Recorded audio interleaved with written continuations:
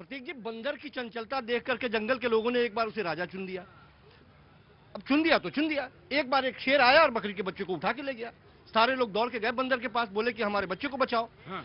बंदर चढ़ गया पेड़ पर, इस डाल से उस डाल, उस डाल से उस डाल कर रहा है। हाँ। लोगों ने कहा कि नीचे उतरो, बचाओ इसको। तो उसने कहा बचा पाएंगे या नहीं बचा पाएंगे ये हम नहीं जानते हैं, हमारे उछल कूद में कोई कमी हो तो बताओ। ये दिल्ली के मुख्यमंत्री की स्थिति है।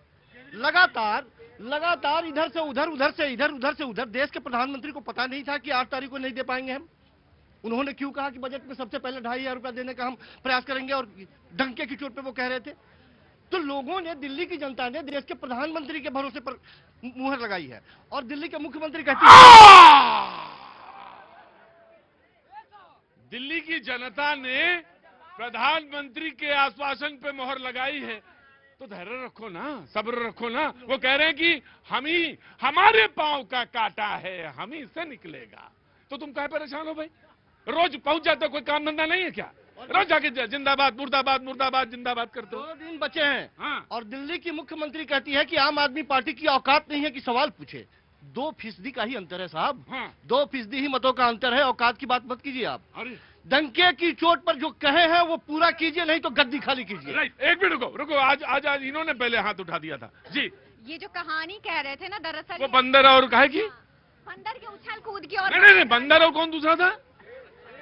बंदर और शेर। हाँ, बकरी का बच्चा नहीं, बंदर और शेर। तो ये दरअसल अपने पार्टी की कहानी सुना रहे थे, जो 12 साल पहले उछल कूद करके कैग के नाम पे, शीला जी के घोटाले के नाम पे स्टेज पे उछल उछल करके स्टेज पे बड़े बड़े अलमीरा बनाए जाते थे, उनको चाबी से बकायदा स्टेज पे खोला जाता था और लाल कलर की बड़ी मोटी मोटी पोथियां निकाली जाती थी कि ये शीला दीक्षित के खिलाफ है, वो शीला दीक्षित के खिलाफ है। तो ये उछल कूद की कहानी दरअसल अपने बारे में बता रहे थे। आपने बहुत अच्छी बात कही कि ये पंजाब का 1000 रुपया गया गुइया के खेत में, 1000 से हो कहाँ चला गया? गुइया के खेत में, और 1000 का हो गया 1100। वो भी नहीं। और ये कह रहे हैं कि पहले 8 मार्च को बोला था देने के लिए, कहा था इन्होंने, तो ये कहा था केजरीवाल जी ने कि पंजाब की जीतते दे देंगे भाई। पूरे वीडियोस तो यही है। तो क्या अभी पंजाब जीतना बाकी है? वो देखिए, कहानी सुनाई है इन्होंने, कहानी में इशारा किया है। नमस्ते, कहाँ से आना हुआ है आपका?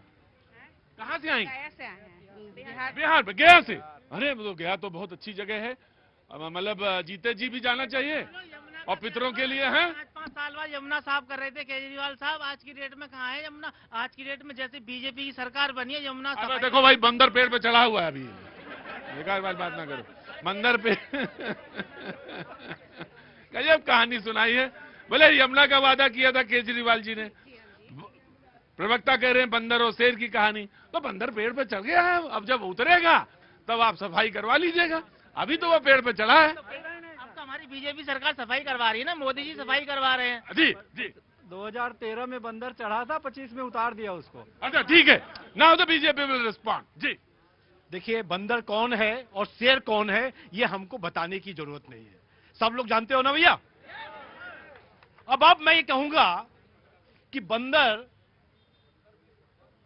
20 दिन से तो कोई स्टेटमेंट दे ही नहीं रहा है, अब विपाशना में जाना पड़ रहा है। मैं बार बार कहता हूं, वो लोग प्रश्न पूछे जिन्होंने कुछ काम करके दिखाया हो। 8 तारीख का दिन दिया है, 8 तारीख तक इंतजार करिए। बड़ा कार्यक्रम कर रहे हैं, और हमारे किए हुए सब वादे संकल्प हैं, आपकी तरह नौटंकी नहीं है, और हम सब संकल्पों को पूरा करेंगे, चाहे यमुना जी को साफ करना हो, या महिलाओं को 2,500 रुपए देना हो, या सिलेंडर देना हो, या सिलेंडर देना हो, या आपकी सीएजी रिपोर्ट निकालकर आपको वापस तिहाड़ भेजना हो। ये सब काम पूरे करके हम जनता को बताएंगे। भाई वादे गिना रहे हैं या डरा रहे हैं? देखिए, हमने ये कहा था और मोदी जी ने कहा था हाँ। कि जितने लोगों ने दिल्ली की जनता को लूटा है, नौटंकी करके लूटा है, मफलर पहन के लूटा है, उसकी लूट का एक एक पैसे का हिसाब होगा। राइट। कांग्रेस केजरीवाल जी कहते थे बनिया का बेटा हूँ, एक एक रुपए का हिसाब दूंगा, तो बिठा दिया जनता ने उनको घर पे। मैडम रेखा गुप्ता कहती है बनिया की बेटी हूँ। मुझे लगता है किसी भी राजनीति को ऐसे शब्दों से बचना चाहिए। पहली बात कि मैं बनिया का बेटा हूँ, अरे जब बनिया की बेटी नहीं होती तो क्या हिसाब नहीं आता? आप मुख्यमंत्री हैं, उनको पहले तो भाषा का अपना सही भाषा अच्छी करनी चाहिए। दूसरी बात, भाई आपसे सवाल तो पूछा जाएगा, जब आप रैलियों में कहते हैं कि 15 लाख आ जाएंगे, 2 करोड़ नौकरियां मिल जाएंगी, 500 का सिलेंडर मिल जाएगा, तो आपसे सवाल पूछा जाएगा। अरे भाई सुना बोल रहे दीजिए, महिला दिवस नजदीक। नहीं, ये महिलाओं पर तो ये बिल्कुल भी खामोश रहे तो अच्छा है, फिर इनको भाग के ट्वीट भी डिलीट करने पड़ते हैं। जी देखिए, ये रैलियों में बड़े अच्छे वादे करते हैं। इनका एक जुमला एक ये भी था अच्छे दिन का, तो जनता तो इंतजार कर रही है कि अच्छे दिन कब आएंगे। अच्छे दिन तो साहब के आ रहे हैं, शेर गिर रहे हैं, लेकिन शेर देखने जा रहे हैं।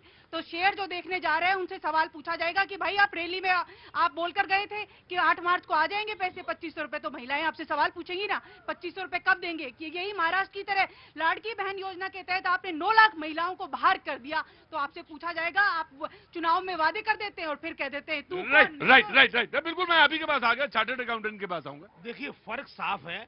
मोदी जी ने 2500 का वायदा किया, जनता ने वोट दिया। इन्हीं राहुल गांधी ने 72,000 का वायदा किया था, 72,000 का वायदा किया था और वहां कांग्रेस हार गई थी।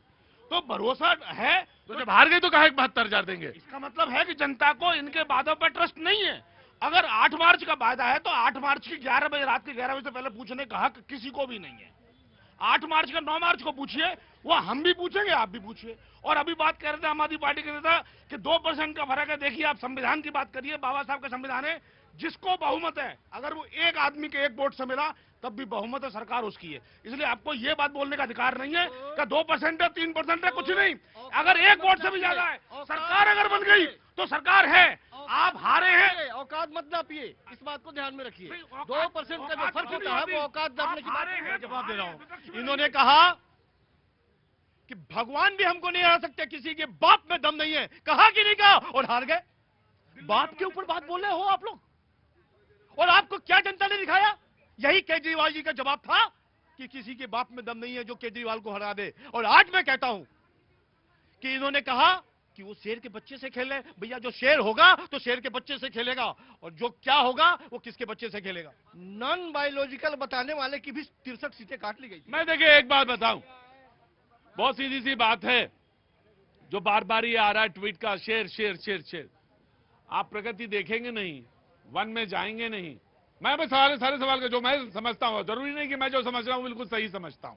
यू हैव फ्री, आपको बोलने की आजादी, आप कुछ भी बोल सकते हैं, आप बोलिए। लेकिन जो प्रगति को देखता है या प्रगति में जाता है, हमने उसको हमेशा अच्छा माना। हमने माना कि वो बहुत बढ़िया दृष्टि है, और वो दृष्टि है देखने की दृष्टि है।